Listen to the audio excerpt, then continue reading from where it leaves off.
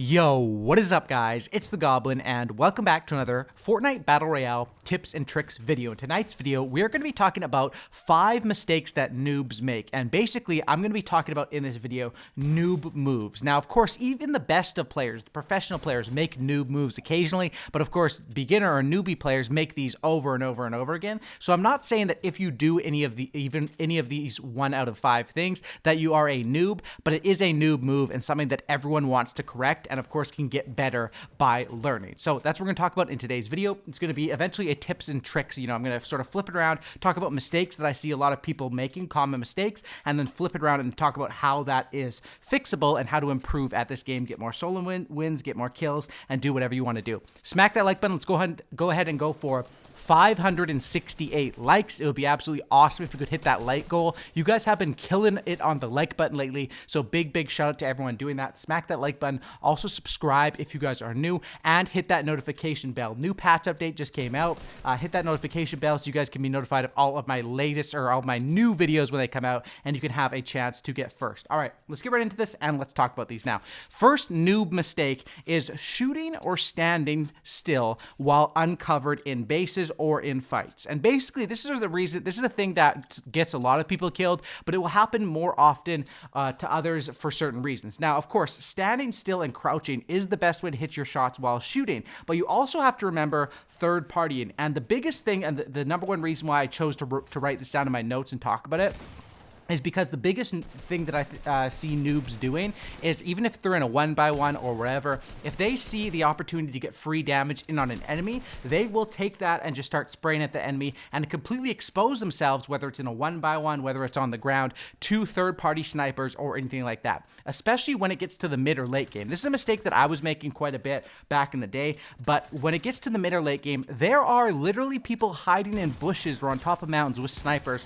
looking to pick off any free kill that they can get. And the reason why people get these free kills is because people aren't covering their sides or standing still. The best way to counter this is standing still for a second is okay, but if you are going to be standing still for more than like 2 to 3 seconds, I would put walls up around you, put a wall up on the side. And this is something that you'll see good players do, but you'll see more beginner players don't do this, rarely at ever. And you'll see a good player, if they realize, oh, there's a potential third party coming from this way, they'll put a wall up. When they're trying to enter another player's 1v1, they'll put walls up around themselves just so they don't get third partied if they know someone's in that area. Stuff like that I think is very important, and that is the first mistake I see a lot of people making, which can be easily corrected. Second noob move that I see a lot of people doing is more when it comes down to the early and mid game, but more late game, and it's waiting until the last second to rotate. Now, we'll talk about how does this affect early and mid game. Honestly, I find that a lot of people that make the mistake to go for fight. When you see the zone is super duper far, you can't make the decision to go the other way for a fight unless you know an escape path, or you have a plan to get out of there. You have a hamster ball, you have a jump pad, you have a rift. A lot of people I find that just want to get kills, or they see a free opportunity for a kill or an opportunity to third party. You have to pay attention to that storm, especially if you land on the outskirts of the map, because that could push you. Like, say I land at Paradise.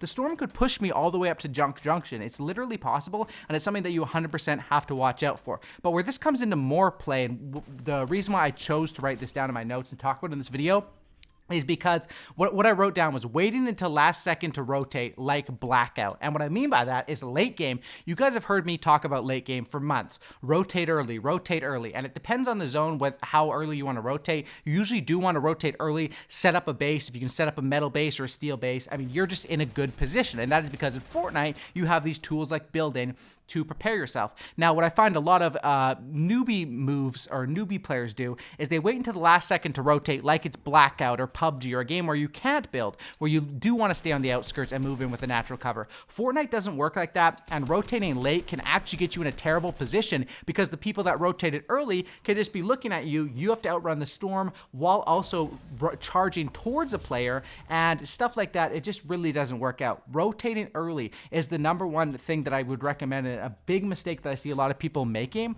and a lot of people make that mistake, I think, based on the fact that they don't rotate early because they're not confident. They're playing scared, and my tip is, if you are playing scared, there's so many different ways you can improve, and we'll talk about that more later in the video, like actual what to practice and how to get better at this game if you are a beginner or an average player. But that is one thing. Waiting until the last second to rotate is 100% a noob move. It works sometimes, but it's situational. It shouldn't be something you are just doing every single time, and especially when there's mountains and stuff. I see this happening, cost people games all the time. Correct that. Notice your landscape. If there's a mountain, oh, this zone could possibly be on Viking Village, you need to be up there. You need to play those percentages. You need to rotate early, and basically that's something that will get a lot higher conversion rate on your late game wins. Next thing that I see a lot of noobs making is shotgun all-ins with the pump. Now, what this means is basically when you see two good players going at it with a shotgun fight, it goes like this: build, build, build, build, build, pump, build, build, build, build, build, pump, build, build, build, build, build, pump SMG, something like that, right? And it really, you can see after, it never goes pump, pump, never.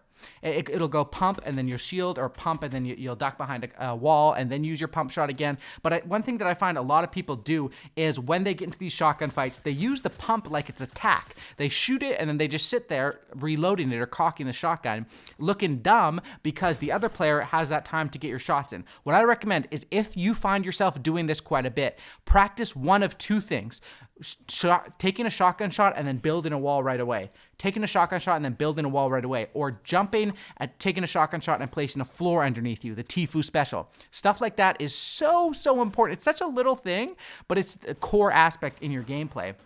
And it's so damn important. When you take these fights on and try to just shoot the shotgun, try to wait it out and then shoot it again, that really doesn't work. You should be, after shooting your shotgun, either going immediately to building or going in for the finish with an SMG or some weapon of that sort. So if you find yourself doing that and you're not that confident in your building, I would recommend carrying an SMG. So once you get that shotgun shot in, aim at their head with the SMG. If they're still super healthy, if they're super weak, you can just aim in the body and finish off the kill via that. But definitely with shotgun fights, you don't want to just be sitting there with your pants down and the shotgun in your hand. You want to be shotgun building, and you'll see how a fight between two good players flows so much more naturally than a fight between two newbie players, and that is why, basically because of that. Next thing we have to talk about is basically going to be number 4, which is the number 4 mistake that I see a lot of noob players making, which is carrying low percentage items, stuff that you won't need in every single game, instead of something like an SMG or something that's more useful, right? My example by this is the items just are situational, right? So if I have 200 health and shield, or 100 each, 200 total, a med kit it means nothing to me. If I have 1 HP, a med kit is life-saving to me. It's situational. And there's certain items that are percentage, like a minis. Minis are something that you're going to need them in pretty much every single game you play. Chug Jug is very helpful to have. Different aspects like that. But when you start to carry these more low percentage items just because you think they are fun, that you're having a fun aspect in the game, but it of course can actually take away from your game quite a bit, because that slot that you're using to carry the whatever item you might want to be carrying with, whether it's 3 dynamites, whether it's a scoped pistol, stuff like that. Stick to the traditional top tier weapons. Know what you're going to pick up, know your playstyle, understand yourself, and maximize your inventory. I see a lot of people that just aren't maximizing their inventory, and most of the time it is just due to either, taking things not based on the percentages. Carrying something like bandages are something that you really don't need to carry, because it really isn't too hard to find a campfire, even if you get down to low HP, especially like early to mid game or anything like that. Carrying something like a med kit, you don't need to carry that when you have a campfire. You'll see players that are more noob players that will have 5 campfires and will still carry 3 med kits over a 50 pot. Decisions like that are stuff that becomes, as you learn more about the game, and it's more game knowledge. It's not something that I can just completely teach everyone right here in this video, but carrying low percentage items and items that you're not going to use in every single fight can definitely hurt you. Carry stuff that is going to get you through the game if that's your goal, and that's what I would definitely say. Coming in at number 5, the number 5 mistake that I see people making is leaving high ground for no reason. Now, this is one that a lot of players make. You don't have to be a complete noob to do this. Good players do this too sometimes. Now, if you have high ground, you usually don't want to give it up, and this goes for more than even high ground. I wrote down that this goes up for going for other advantages. Right-hand advantage in a shotgun fight, a weapon-based advantage. So if I know that I have the gold pump and I hear you have the tack, or you have the be, it sounds like a green or a blue pump. That's a weapon-based advantage. I want to engage in a shotgun fight with that player. If the player has a common AR or some sort of AR and I have a SCAR, I want to engage in a long-range fight with that player. Different stuff like that. Taking advantage of your advantages. Even with storm-based advantage. If I'm closer to where the next storm is than you, I shouldn't rush at you because you have to come through me or basically get through me to go to the zone. I can play sort of a gatekeeper role. Don't give up your advantages. This is a game that is so crazy. Any little advantage that you get, you have to make the most of it. And leaving high ground, if you get high ground, you should not leave it unless you have a reason to, which would be, of course, they're going to be knocking you down, or you get some damage in, or something happens where that player is weaker, you have an opportunity to drop down and get damage on them. I see a lot of players that will just build up, and then the other player will just turtle at the bottom, and they'll just drop immediately right to the bottom, and then the other player will just build up. You know, you can bait people like that as well. I do this myself against, and it works against players.